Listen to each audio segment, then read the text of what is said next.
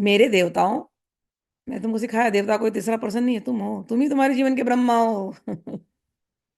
तुम ही तुम्हारे जीवन के इंद्र हो। अगर तुमने अपने इंद्रियों को अपने काबू में रखा तो तुम इंद्र हो। तुम ही तुम्हारे जीवन के सूर्य हो, तुम ही तुम्हारे जीवन के चंद्रमा हो। हे देवताओं, हे मेरे देवता रूपी बच्चों, जो एकाग्रचित्त होकर के प्रतिदिन इन स्तुतियों से मेरा स्तवन करेगा, उसकी सारी बाधाएं मैं निश्चित दूर कर दूंगी। माँ बोल रही है। और बोल रही हैं, मेरे बच्चों, ये जो चरित्र तुम सुन रहे हो, किसके? मधुकैटभ नाश के, या महिषासुर घात के, यदि, या शुंभ निशुंभ के। यदि कोई मधुकैटभ नाश, महिषासुर वध तथा शुंभ निशुंभ के संहार के प्रसंग का पाठ करेंगे, और कब करेंगे? अष्टमी को, चतुर्दशी को और नवमी को, जो भी कोई एकाग्र चित्र से चित्त होकर के भक्ति पूर्वक इस महात्म्य का श्रवण करेंगे, उन पर मैं बहुत प्रसन्न होती हूँ। तो तुम रोज नहीं कर सकते हो, कोई बात नहीं है। अष्टमी को करो, चतुर्दशी को करो, या नवमी को करो, कोई भी एक पाठ कर लो।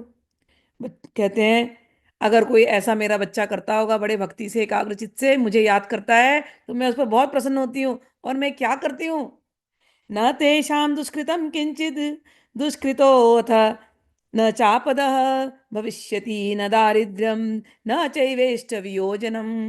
ऐसे मेरे कोई बच्चे होते हैं, तो उनको कोई पाप छू नहीं सकेगा। तुम जाते हो ना, कुंडली दिखाते हो, हाँ भैया पूर्व जन्म के पाप हैं,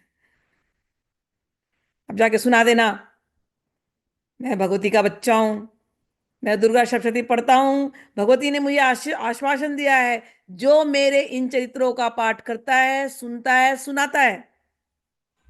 कहते हैं, कीर्ति कीर्तयश्यन्ति, जो कीर्तन करता है यानी जो सुना रहा है, और कहते हैं श्रोष्यन्ति, जो सुनते हैं, जो बोलता है, जो सुनता है, उन उन दोनों का मैं बोल रही हूँ, आप सुन रहे हो, भगवती सुन रही है। तो कह रहे हैं भगवती, उनको कोई पाप छू ही नहीं सकता। ओह, कितना अच्छा रिलीफ मिल गया मुझे। चलो, अब लगे रहो अपने, शनि वनी सब अपने अपने काम पे लगे रहो, मुझे कोई पाप छूने वाला नहीं है, आज के बाद खत्म। ऑल राइट, उन्हें कोई पाप नहीं छू सकेगा, उन पर पाप जनित आपत्तियां भी नहीं आएंगी, मेरी माँ ने बोल दिया, खत्म।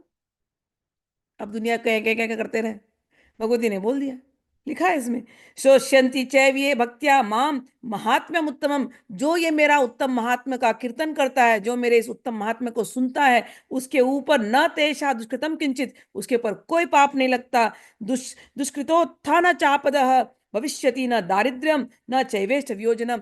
उसके ऊपर न कोई पाप लगेगा, और पाप जनित सारी आपत्तियां उसकी दूर हो जाएंगी, और तो और उनके घर में कभी दरिद्रता नहीं होगी। भरोसा करो। आज तक तुम रो रहे थे क्योंकि तुम्हें रास्ता नहीं पता था, दुनिया भर में यहाँ वहां भटक रहे थे लोग, तुमको पता नहीं क्या क्या बोल बोल के घुमा रहे थे, अपना पैसा वो बना रहे थे, उनकी दरिद्रता तो खत्म हो रही थी, तुम दरिद्र बने घूम रहे थे। श्रद्धा से करो, माँ खुद अपने मुंह से बोल रही, तुमको यहाँ वहां भटकने की जरूरत नहीं, मेरे पास आ जाओ, मैं दे रही हूँ तुमको, तुम्हारे सारे पापों को दूर कर दूंगी। भूल जाओ पुराने कर्म, आज के बाद